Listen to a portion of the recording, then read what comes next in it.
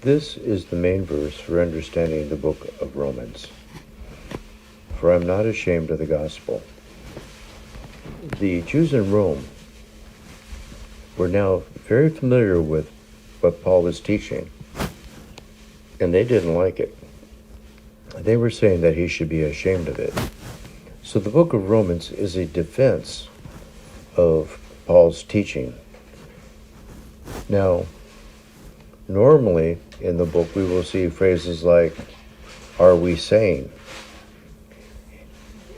And what that is, he's restating their complaints about his gospel.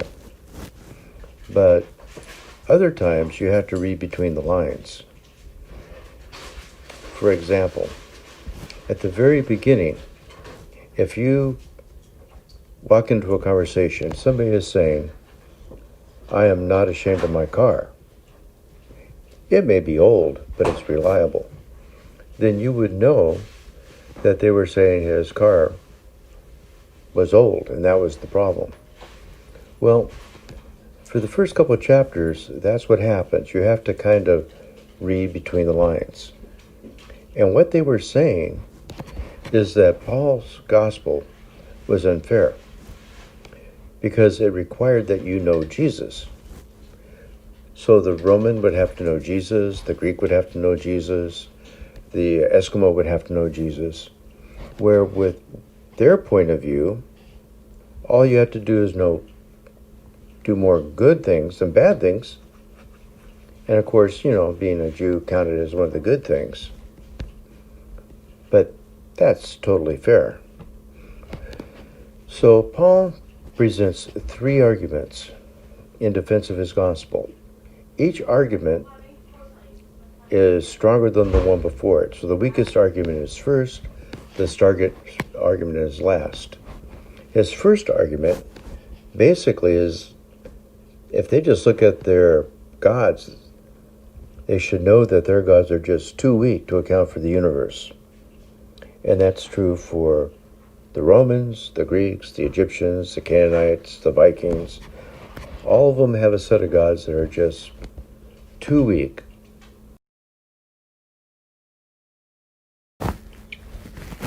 Many people think this passage says that you can prove God from nature.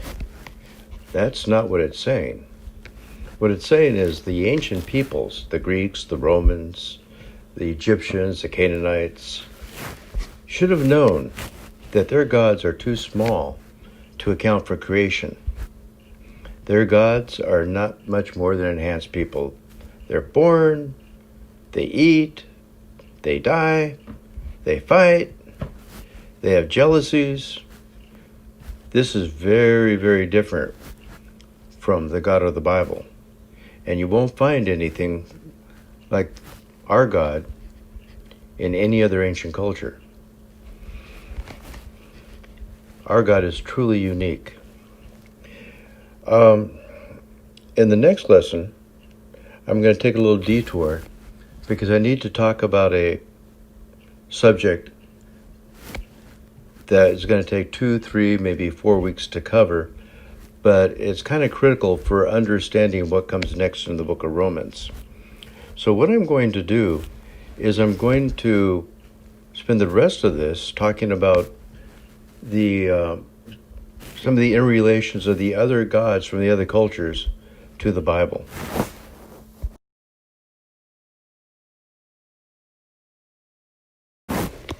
One of the strange things you notice is that the different countries didn't think they had the only gods, and they didn't think their gods were all powerful.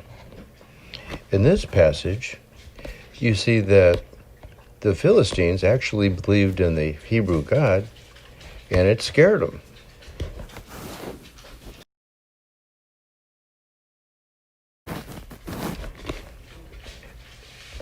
When Assyria captured northern Israel, to reduce the chance of rebellion, they took many of the people and moved them to other countries, and they took people from other countries and moved them into northern Israel. When that happened, there were a lot of lions that killed many of the people. So the newcomers complained that they didn't know the God of the land. And they expected the king of Assyria to believe that. And he did. So this is another example where all the different nations still believed in the gods of the other nations. On a side note on this, the Mormons think that those tribes were missing because they were exported. We know from other Old Testament passages that there were still many of the 10 tribes still living in northern Israel. So the 10 tribes were never lost. That's one thing the Book of Mormon got wrong.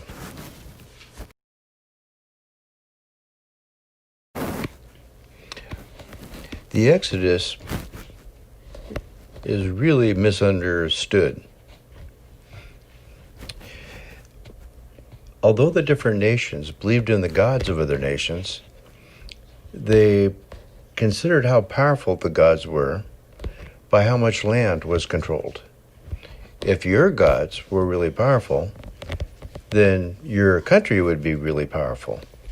If you had a small country, well, then obviously your gods weren't very powerful.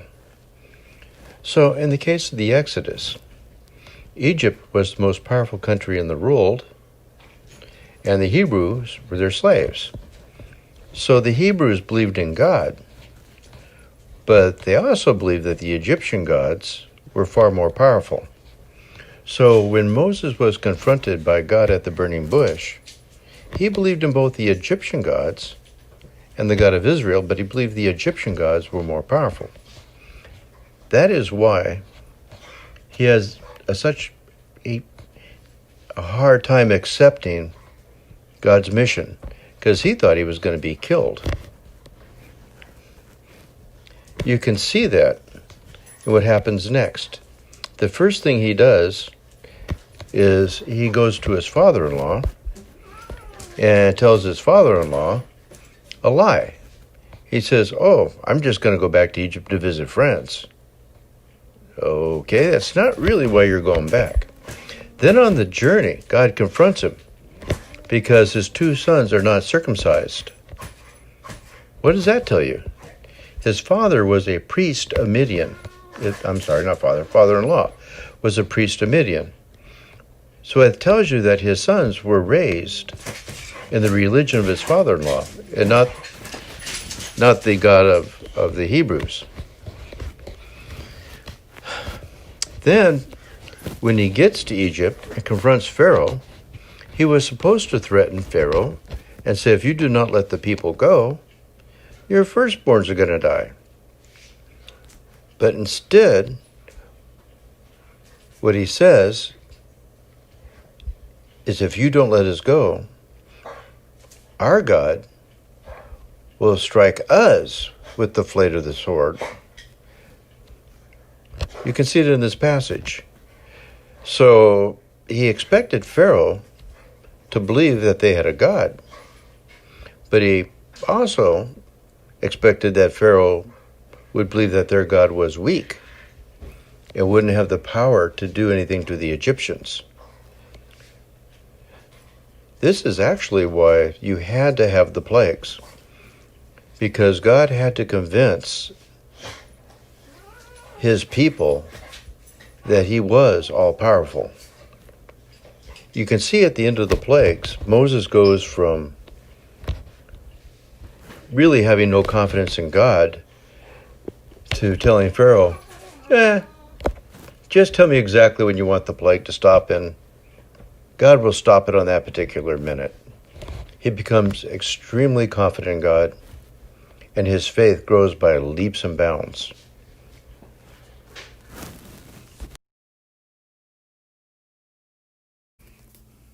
I've always heard that ancient man believed in many gods, and eventually they evolved the idea that there was one God. The problem is, archaeology doesn't support that. In every culture you go into, whether it's the Vikings or the Romans or the Greeks or the Egyptians or even the Canaanites, the further back we go, the less gods they have. So if you look at, say, 0 BC, there may be 2,000 different gods in the culture. And then you go to, say, 1,000 BC, and maybe it's 200. And then you go to 2,000 BC, and maybe there's only 4. So the pattern you see in archaeology is that over time, they become more and more gods, not less. So, as you look at that, that would kind of indicate at one time they believed in only one God. So, how did they get so many gods? Well, I can't be sure because we're talking about thousands of years ago. But what I think happened is, let's say that you had a people that believed in one God, and they got separated. A group of them moved away. The one group became farmers, and so they kind of stressed the nurturing aspects of God. The other group become very militaristic, and so they became very warlike. So they stressed the strength and power of God. So after many, many years, the warriors conquer the farmers.